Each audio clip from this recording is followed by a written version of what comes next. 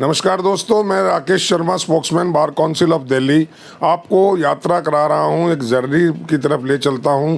जो stars of the legal fraternity है उनकी मैं लाइफ जर्नी आपको शेयर कर रहा हूं और बताऊंगा कि ये जो आज की जनरेशन चमक दमक देखती है, जो आजकल लगता है उनको कि एडवोकेट्स जो हैं बड़े लग्जीरियस लाइफ जी रहे हैं और उनको कुछ मेहनत नहीं करते हैं, जूनियर्स से मेहनत कराते हैं और ख़ुद तो बस अपीयर हो जाते हैं और थोड़ा देर काम करते हैं, ऐसा नहीं है। मैं कुछ ऐसे कड़वे सचों की तरफ उनको लेके चलूँगा और उनको रूबरू कराऊंगा, जिससे पता लगेगा कि इस चमक दमक के पीछे कितना संघर्ष किया है लोगों ने इस मुकाम तक पहुंचने में, इस ऊंचाई तक पहुंचने में, किस तरीके से उन्होंने अपनी लाइफ को जो है वो स्ट्रगल के दौरान भी और किस तरीके से मेहनत करते हुए आगे बढ़े हैं। मैं आज एक ऐसी शख्सियत श्री इंद्रजीत बरनाला जी से मैं आपकी कराऊंगा। आज वो 74 ईयर्स के होने जा रहे हैं और उन्होंने बरनाला पंजाब से वो बेसिकली हैं। उन्होंने अपनी प्राइमरी एजुकेशन भी पंजाब में ही ली, बरनाला में, और पंजाब यूनिवर्सिटी से ही उन्होंने लॉ किया। लॉ उन्होंने 1975 में किया और उसके बाद 1 साल उन्होंने वहीं प्रैक्टिस भी की। और फिर मैं उनसे जानूंगा कैसे संयोग बना कि वो दिल्ली में आए और तब से लेकर के 1977 सॉरी से वो दिल्ली में प्रैक्टिस कर रहे हैं और एक मुकाम उनका उन्होंने अपना बनाया है। फर्स्ट जनरेशन है अपने इस लीगल फेटर्निटी में वो, और उनके फादर साहब डॉक्टर थे, 5 भाई थे और 4 बहनें थी। ये उनके चौथे नंबर पर ही इनका नंबर आता था और सभी ने एक अच्छा मुकाम किया। आज इनकी 2 बेटियां हैं और दोनों बेटियां बड़े अच्छे लेवल पर हैं। एक एडवोकेसी में हैं और एक एडिशनल जज हैं दिल्ली में ही, और ये एक क्रिमिनल लॉयर हैं जो अपनी मेहनत से के नाम पर, अपने इंटेलिजेंसिया के नाम पर जाने जाते हैं और एक ना कि केवल बहुत अच्छे वकील हैं बल्कि एक बहुत अच्छे नेकदिल इंसान भी हैं। लोग इनकी तारीफ़ करते हैं, इनके बारे में बहुत तरह की बातें होती हैं कि भाई इस तरह से जो इंस्पायरिंग लाइफ इनकी रही है वो औरों को भी इनको सबक लेना चाहिए कि किस तरीके से आदमी अपने एक मुकाम पर पहुंच सकता है। तो मैं आपका रूबरू करा रहा हूं। इंद्रजीत जी, आपका बहुत बहुत वेलकम है YMO चैनल पर। ये चैनल एक्चुअली एडवोकेट्स की आवाज़ है और एडवोकेट्स के बारे में लोगों को बताता है। तो आज मैं आपसे बात करूंगा और सीधा मैं बात कर रहा हूं, जब आप 1975 में आपने लॉ किया और 1 साल जैसा मुझे पता लगा कि आपने वहीं प्रैक्टिस की, तो क्या चीज़ आपको दिल्ली की तरफ अट्रैक्ट कर लाई कि आप दिल्ली आए? सर, मैंने 75 से 1 साल मैंने बरनाला में प्रैक्टिस की क्रिमिनल, क्योंकि मेरा शुरू से इंटरेस्ट क्रिमिनल में था। तो उसके बाद मेरे मामा जी थे PK खोसला, वो 30 यार में एडवोकेट थे, अच्छे नॉन एडवोकेट थे। तो वो हमारे वहाँ आए, डिस्कस हुआ कि मैंने भी लॉ की है। उसके बाद उन्होंने कहा चलो दिल्ली चलते हैं हम।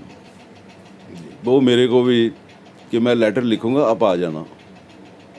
अब मेरे को पंजाब का एक बंदा, बड़ी ह्यूमिलेशन हुई कि मैं दिल्ली जाऊं। मेरे को तो कोई जानता नहीं, ना ही मेरा वहाँ कोई गॉड फादर है।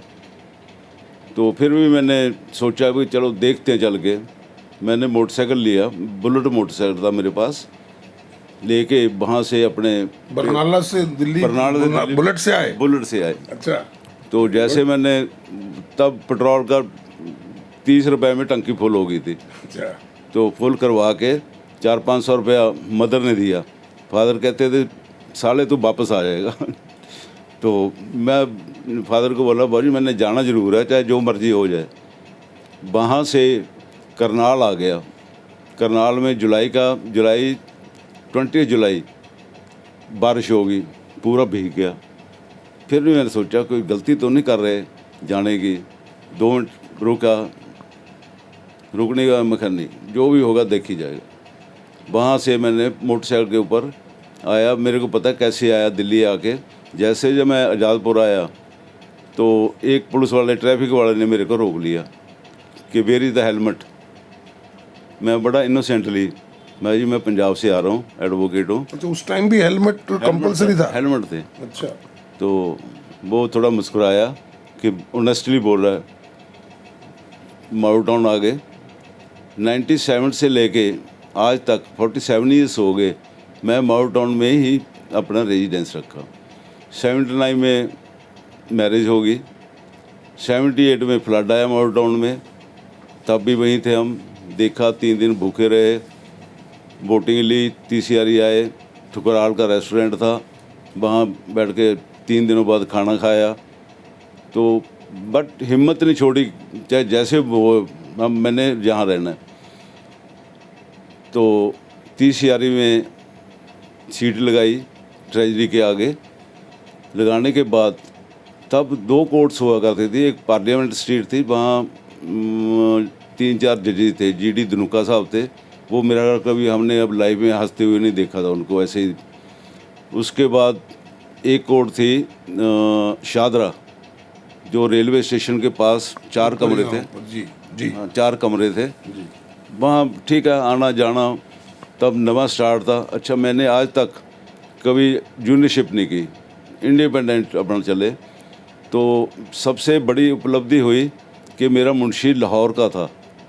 लाहौर, वो कहता जी मेरे को 4 बजे उठते थे हम, जो ट्रेन आती थी, तब तो इंडिया पाकिस्तान नहीं था, तो वो मेरा मुंशी जहाँ मेरे को मिल गया। अच्छा, ठीक है, एज था 45-50 साल का। नहीं, 1977 में तो पंजाब वो पाकिस्तान बन गया था ना सर? 77 में बन गया था ना वो। लाहौर, हाँ, लाहौर से शिफ्ट होकर पार्टीशन में जहाँ आ गए थे, अच्छा। पार्टीशन में वो अच्छा मुंशी मिला। तो तब शर्मा जी पता क्या होता था, एडवोकेट्स होते थे, कुछ करीब होती थी, जस्ट लाइक जैसे पीपी ग्रोवर साहब, बाबा गुरचरण सिंह, चमनलाल प्रेम, चिटकारा साहब, पंडित रामकिशन नसीम, ये इनके साथ सर मेरा टच था। 1977 में कितनी स्ट्रेंथ रही होगी अप्रोक्सीमेटली 30 जारी की? सर जहाँ पे ज़्यादा एडवोकेट नहीं, आई थिंक 400-500 एडवोकेट्स, 400-500। ट्रेजरी के आगे पीपल का पेड़ था, उसके सामने एक साइकिल स्टैंड होता था, एक मेरा मोटरसाइकिल होता था, कार कोई नहीं होती थी। तो एक मेरे दोस्त थे CR गुप्ता जी, तो वो एक दिन लड्डू बांट रहे थे। हमने कहा सारे एडवोकेट, कमलेश मन्नन, ये मन्नन, तो सारे हम वहाँ बैठे हुए थे। हमने कहा लड्डू की चीज़ के? कहते वो मैं फिएट गाड़ी लेके आया हूँ। हमने कहा भाई साहब फिएट गाड़ी? तो मैं गुप्ता जी कितने की पड़ी? कहते 17,500 की पड़ी। हमने कहा बड़ा अच्छा सीनियर वकील है, तो कार भी लेके आ गया। मतलब कोई कार नहीं होती थी, 1-2 कारें होती थी। तो आपके पास भी मोटरसाइकिल थी, लोग आपको भी पैसे वाला समझते होंगे? नहीं, ऐसी बात नहीं। मोटरसाइकिल, बुलेट मोटरसाइकिल उस टाइम मैंने 8,500 की ली थी। नहीं, औरों के पास नहीं थी, लोग बसों में और ट्रेन में साइकिल पे आते थे। साइकिल पे आते थे। कई जजेस तो मैंने देखे हैं कि DTC की बसों में आते थे, तब इतना वो नहीं था। कैसा माहौल था आपस में एडवोकेट्स के बीच में? सर, जो माहौल, इतना अच्छा माहौल था एडवोकेट्स का, हमारा इतनी रिस्पेक्ट करते थे। जैसे उस टाइम DJ थे NC कोचर साहब, सबसे पहले थे संधू साहब, संधू के बाद वो ट्रांसफ़र हो गए राजस्थान, उसके बाद NC कोचर साहब आए। वो 4 बजे आके हम एडवोकेट्स बैठते थे सेंट्रल हॉल में। सेंट्रल हॉल में वो हमारे साथ बैठ के चाय पीते थे, बातें करते थे, मिस्टर बरनाला कैसे हो, और तो हमारे को बड़ा अच्छा फील होता था। ये नहीं लगता था कि कुछ, जैसे आजकल तो मैं नहीं देखता कि कोई जजेस जो है एडवोकेट्स के बीच में आते हो। आजकल कोई नहीं आता। कई बार होता है कि मैं बैठा कि जज के साथ, तो उनसे मेरी बातचीत भी हुई, वैसे एज ए फ्रेंडली। तो कहते बरनाला साहब, हम कोर्ट में बैठे होते हैं ना, हम जब देखते हैं डोर की तरफ कि कौन सा एडवोकेट एंटर किया, अगर तो वो एडवोकेट लड़ाका है, फिर तो हम भी बैठ के शेर बन जाते हैं। अगर देखा कि बहुत शरीफ आदमी आ रहा है, हम बड़ा समस्या में हो जाते हैं। तो अगर वो होता है तो रिलीफ भी देते हैं। बार का और बेंच का कैसा रिलेशन था 1980s में? या बहुत अच्छा। और मतलब हमारे को लगता नहीं था कि हम एडवोकेट हैं, वो माय लॉर्ड हैं। बिल्कुल कोऑपरेटिव करके चलते थे। तो इलेक्शंस में ये जो आजकल पंप एंड शो हो रहा है और ये सब इतना खर्चा वर्चा करना और इस टाइप का पोस्टरबाजी, ये सब था? सर कुछ नहीं था। जहाँ जोसेफ साहब, जो जोसेफ ब्लॉक बना हुआ उसके सामने पेड़ था, उसके नीचे बैठते थे हम। कई एडवोकेट्स उनके पास गए कि जोसेफ साहब आप सर खड़े हो जाओ इलेक्शन प्रेसिडेंट के लिए। तो क्या होता था, जनरली में इसलिए कोई खड़ा नहीं होता था। जोसेफ साहब प्रेसिडेंट, मेरा 3-4 साल रहे वो, कोई कास्टिज्म कोई कुछ नहीं। अब तो क्या इलेक्शन का जब मैं लड़ा था मेरे को पता था कि कास्टिज्म है, जाट जाट का, बनिया बनिएगा, गुप्ता गुप्तेगा। ये उस टाइम भी था? उस टाइम भी था। उस टाइम तो यूनानिमसली हो जाते थे कि चलो ये सेक्रेटरी बना देते हैं। आप किस ईयर में आपने ट्राई करा है पॉलिटिक्स में आने का? मैंने 1981 में, ये सरोहा साहब थे, फिर वाइस प्रेसिडेंट का लड़े हमारे अगेंस्ट, भुट्टन साहब थे। तो उस टाइम ना भुट्टन साहब ना, मतलब वही कास्टिज्म आ गया ना, जातिवाद आ गया। अब भी देखो, अब मैं देखता हूँ जितना ये पैम्पलेट्स ये वो इतना खर्चा करते हैं, उस टाइम कोई खर्चा नहीं था। मेरे वाइस प्रेसिडेंट के लिए आई थिंक 1000 रुपया खर्च हुआ होगा, जो मैंने पैम्पलेट्स वगैरह छपाए या कुछ किए, कार्ड वगैरह, नथिंग। बड़ा अच्छा माहौल होता था, बड़े अच्छे। आजकल तो मेरे ख्याल में देखा जब बार की बेंच सुनता था, रेस्पेक्ट करता था, कोई बात अगर वो रखते थे? शर्मा जी बिल्कुल रिस्पेक्ट करते थे। मतलब हमारे को लगता नहीं था कि जज साहब हैं हो रहा, इकट्ठे बैठना, इकट्ठे सारा कुछ। आपके टाइम में मुझे ध्यान आ रहा है कि किरण बेदी वाला एपिसोड हुआ था जो लाठी चार्ज किया था, और उसमें बहुत लंबा एक एजिटेशन चला था। उसके बारे में कुछ यादें हैं आपके पास? हाँ शर्मा जी, वो एपिसोड ऐसा था कि हमारा, जब मैं सोचता हूँ दिल दहल जाता है, क्योंकि 4-5 महीने वो स्ट्राइक चली थी। But happened at that time कि सुबह हम उठे, पेपर पढ़ा, फ्रंट पेज के ऊपर बड़ा स्मूथ था सारा कुछ। फ्रंट पेज के ऊपर लिखा हुआ था, पकड़ा चोर निकला वकील। मेरे को भी बड़ी रिजेंटमेंट हुई। ये नीचे लिखा था Kiran Bedi, Times of India, Hindustan Times. Naturally routine में हम 10 बजे आ गए। 10 बजे आके तो हमने देखा बार में 15-20 एडवोकेट इकट्ठे हो गए सिविल साइड। वहाँ से उन्होंने पीसफुली प्रोसेशन लिया, नारेबाजी की, किरण बेदी मुर्दाबाद, ये जो। जैसे सेंट्रल हॉल की हमने सीढ़ियाँ चढ़ी, उस टाइम क्या होता था Sharma ji, ADMs, registrar of marriages, revenue department, सारे कमरे फर्स्ट फ्लोर के ऊपर उनको दे रखे थे इन्होंने। इवन किरण बेदी का कमरा फर्स्ट फ्लोर के ऊपर था। वहाँ बैठती थी जो 107-191 में अरेस्ट करके लेके आते, उनकी जमानतें लेती थी, ये करती वो करती थी। उसके बाद वो प्रशासन होते होते 400-500 वकील हो गया। वहाँ किरण बेदी और SHO जी की मीटिंग हो रही थी। मीटिंग में शोर सुना, हमने नारेबाजी की कि आपने क्या स्टेटमेंट दी है। उसके बाद उसने अंदर से ही, हमारे को नहीं पता, एक एक्स्ट्रा फोर्स का ऑर्डर कर दिया। मैं, तनेजा साहब, 2-3 एडवोकेट और थे, हम खड़े जस्ट एज स्पेक्टेटर्स। वहाँ खड़े खड़े 25-30-50 विद लाठी पूरी। आपकी तरफ से कौन लीड कर रहा था? कोई भी नहीं था, सब थे। नहीं, एडवोकेट्स को कोई लीड तो करा उस टाइम? नहीं करा, no. ददन प्रेसिडेंट, सेक्रेटरी कौन थे? नो अच्छा, जनरल। नहीं, उस टाइम एसोसिएशन में कौन थे प्रेसिडेंट, को ध्यान है, या सेक्रेटरी? हाँ, उस टाइम थे वो जस्टिस अपने गंभीर जी, जस्टिस गंभीर थे। उनके भी लाठियाँ लगी थी, उनके भी फ्रैक्चर हुए थे टांगों में। एंड मिस्टर राजीव खोसला को भी आंख इंजर्ड हो गई थी। नहीं, वो हम स्ट्राइक के ऊपर गए थे, वहाँ पार्लियामेंट स्ट्रीट। अच्छा, वहाँ उन्होंने उसी दौरान उसी स्ट्राइक में। आई थिंक उससे लंबी स्ट्राइक शायद लीगल फ्रेटर्निटी में नहीं हुई।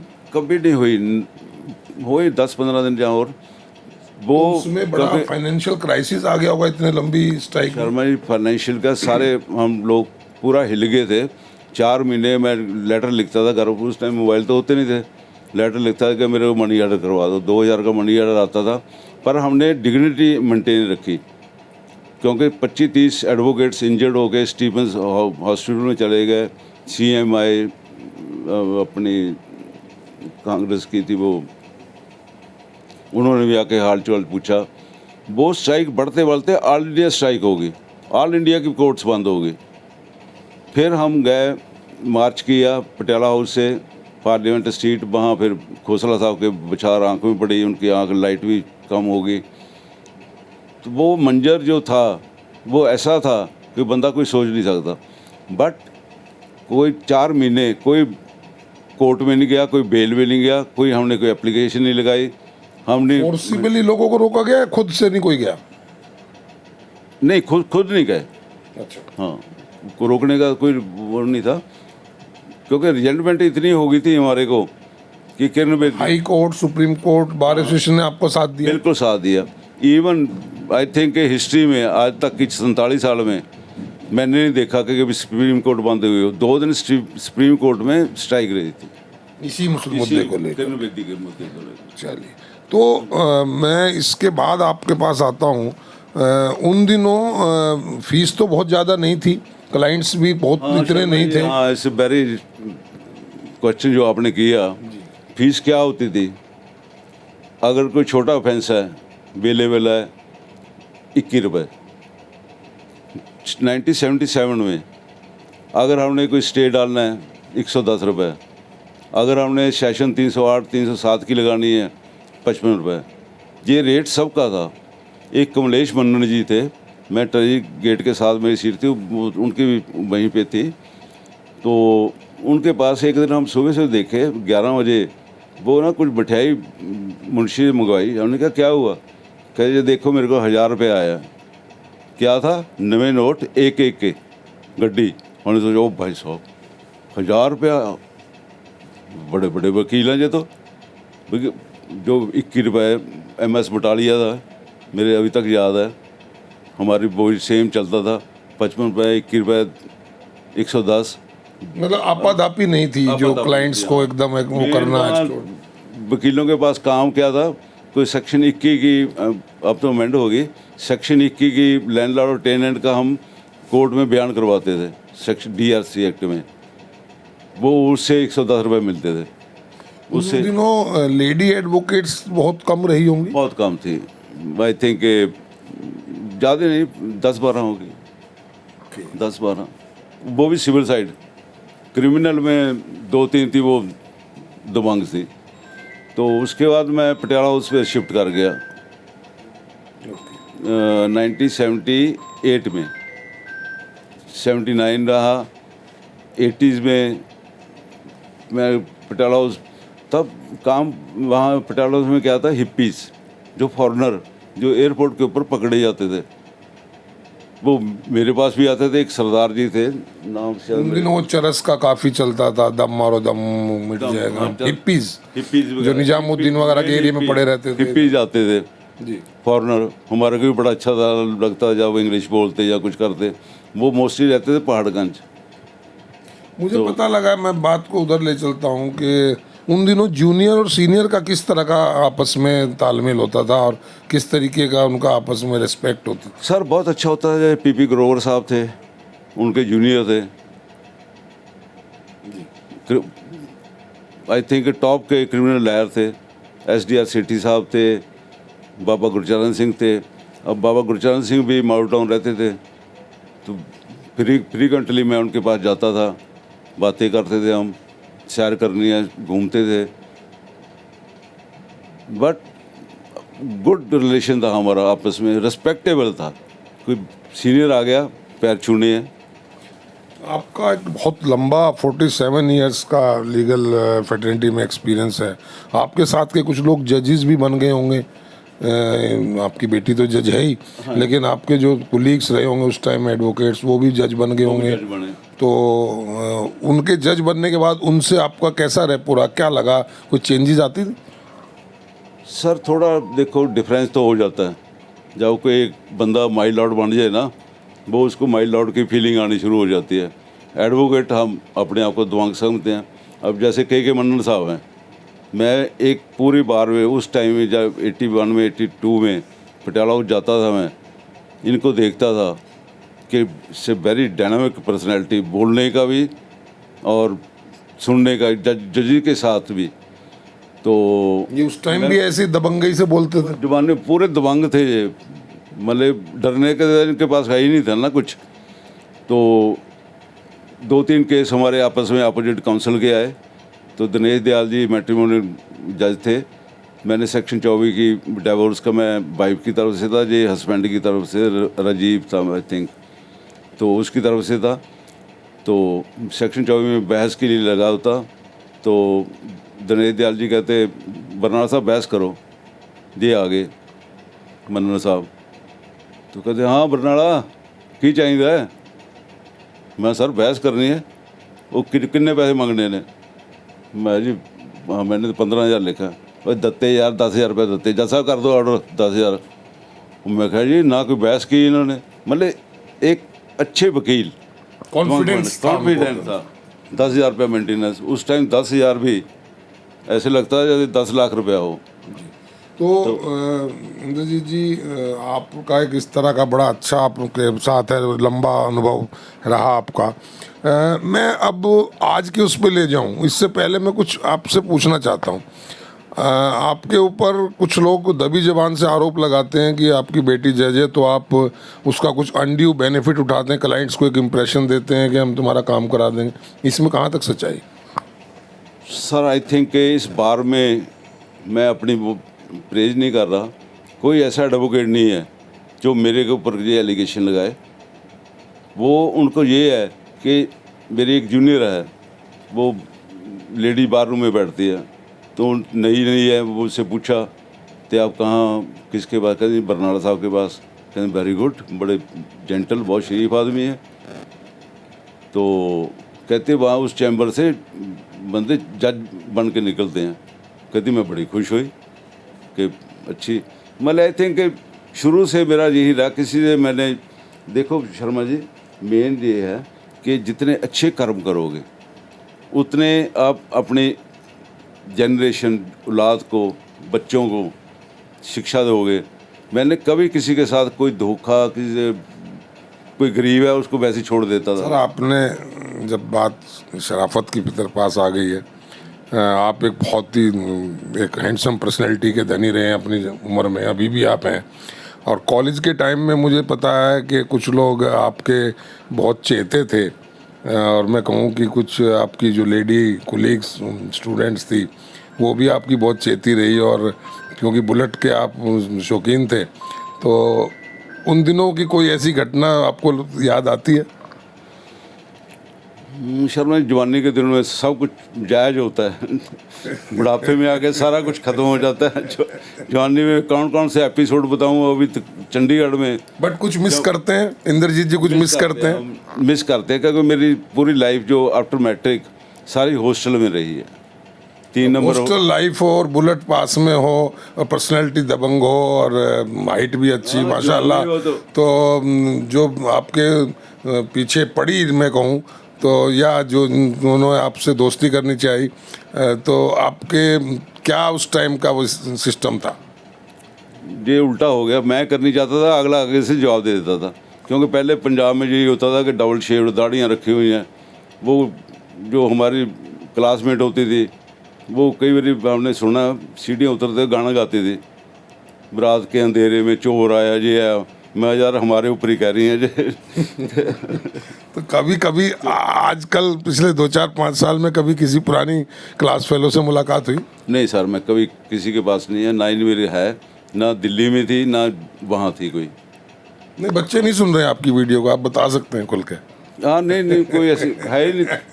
अगर होती तो हाँ। बहुत तो अच्छा सबसे आपने शर्मा अपना जी, experience सबसे share किया। जी। भगवान जी ने या कृष्ण भगवान जी ने मेरे को ये उपलब्धि दी कि बेटी को जज बना दिया, जिससे मेरे को अंदर से मतलब एक कॉन्शियसली बड़ी खुशी होती है कि मैंने जहाँ इतना स्ट्रगल करने के बाद, जैसे मन्नन साहब ने कहा था कि ऊपर आसमान नीचे धरती बीच में मैं लटक रहा था, वो मन्नन साहब वाली मेरी कहानी थी। क्योंकि मेरे को जहाँ कोई जानता नहीं था, कोई गॉडफादर नहीं, कोई मेरा वकील, जो भी आपने हासिल किया अपनी मेहनत से किया। मेहनत से की। तो बरनाला जी, एक अपील, सब लोग सुन रहे हैं आपको, एक अपील आज के यंग जनरेशन को आप कोई करना चाहें, जिससे कि ये जो डिग्रेडेशन आ रहा है, जो प्रोफेशनल एथिक्स में कमी आ रही है, इसको कैसे दूर करें, और कोई एक tip of success to the youngsters? Youngster को मेरा मैसेज मैं देना चाहता हूँ कि हमने, जैसे मैंने अपनी बिटिया को, उसको एडमिशन दिलाई मैंने हंसराज कॉलेज में। उसके बाद उसकी मेहनत से डीयू में फैकल्टी लॉ में मिल गई। उसके बाद जब वो कर रही थी तो मैं, बेटा क्या कर रहे हैं? कहती पापा मैं ला कर रही हूँ तो वकील ही बनूंगी, पापा भी वकील है तो मैं भी वकील बनूंगी। तो 3-4 महीने उसने देखा। 2007 में मैंने उसकी मैरिज की। उसके बाद दिल में ये था कि पापा जितने मेरे डीजू के ग्रुप था वो हिमाचल में, हरियाणा में, सारे पूछते मेरे से हैं, जज वो बन जाते, मैं क्यों नहीं बन सकती। वो ऐसी फीलिंग उसके 3 महीने वो अंडरग्राउंड हो गई, पड़ी। जहाँ से यूनिवर्सल बुक डिपो वाला माउ टाउन रहते थे, इन्होंने भी बहुत मेरे को फीडबैक किया कि कोई बात नहीं, जितनी बुक्स लेके जानी है इसको दो। पढ़ना शुरू कर दिया उसने। मेरी यंग जो नए एनरोल्ड एडवोकेट्स आ रहे हैं, थोड़ा स्ट्रगल करो, मेहनत करो, कर्म अच्छे रखो, सीनियर की रिस्पेक्ट करो और जजेस की रिस्पेक्ट करो। हम मंदिर जाते हैं, गुरुद्वारे जाते हैं, वहाँ मत्था टेकते हैं, हे भगवान ठीक रखना सब। हम कोर्ट में जाते हैं, एक मंदिर है कोर्ट, यहाँ से हमारी रोजी रोटी भी चलती रोजी रोटी चलती है। अगर हम उनसे जाके लड़ाई करेंगे तो रोजी रोटी कहाँ से चलेगी, हमारी इनकम कहाँ से होगी, वो हमारे को रिलीफ क्यों देंगे। इसलिए मेरा यंगस्टर को यही कहना है, मैसेज है कि सीनियर हो, चेयर के ऊपर बैठे हो, चेयर दो उनको, जज की रिस्पेक्ट करो, सिर झुकाओ, झुका के आगे। अगर हम सीधे खड़े ऐसे जाएंगे तो जज साहब को पता लग जाता है कि बरनाला साहब बड़ी गर्दन ऊपर करके आए हैं। वो जो रिलीफ हमने लेनी है वो हमारे को नहीं मिलेगी। हमने इनसे फर्क पड़ता है कहीं ना कहीं। बिल्कुल, बहुत जजेस से मेरी कहते अगर हमारा क्या जाता है, अगर हम प्यार से आओगे, प्रॉपर्ली बहस before the chair, not to the person. I think so. बिल्कुल बिल्कुल। तो मेरा तो मैसेज यही है कि कर्म अच्छे रखो। कर्म गलत हो गए ना, वो ठीक नहीं लगते। बहुत बहुत थैंक यू बरनाला जी। तो सुना दोस्तों, ये आपसे बातचीत कर रहे थे श्री इंद्रजीत बरनाला जी, मशहूर क्रिमिनल लॉयर, और इन्होंने अपना 47 ईयर्स का एक्सपीरियंस आपसे शेयर किया। मैं इसी तरह से और जो स्टार्स हैं हमारे लीगल फेडरेशन, उनसे मिलवाऊंगा। आज के लिए दोस्तों इतना ही। जय हिंद, जय भारत।